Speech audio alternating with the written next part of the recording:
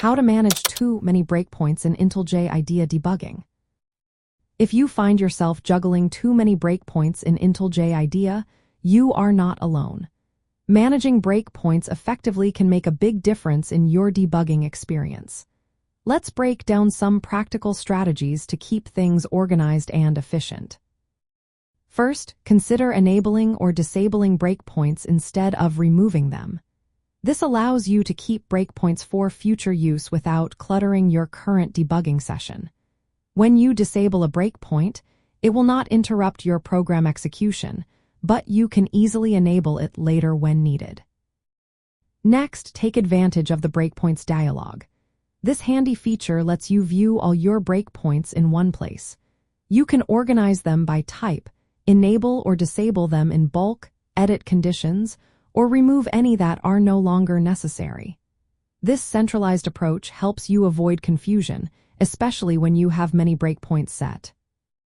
Another useful tip is to apply conditions to your breakpoints.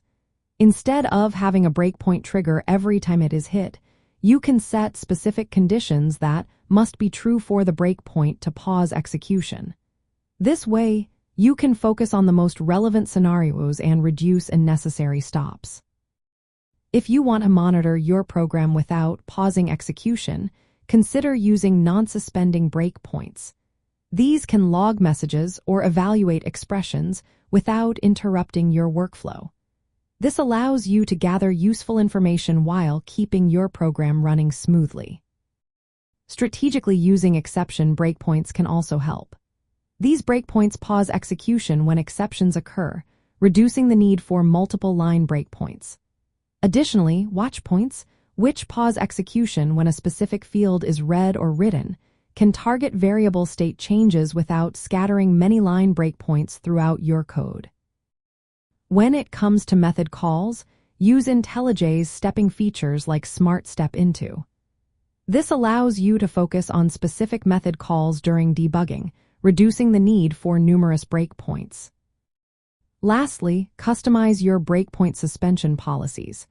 You can choose whether all threads or just the thread hitting the breakpoint should suspend.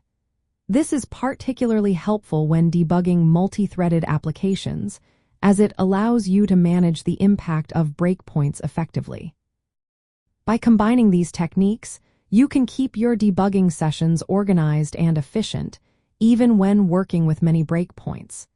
This approach helps you focus on fixing bugs effectively without feeling overwhelmed by breakpoint management.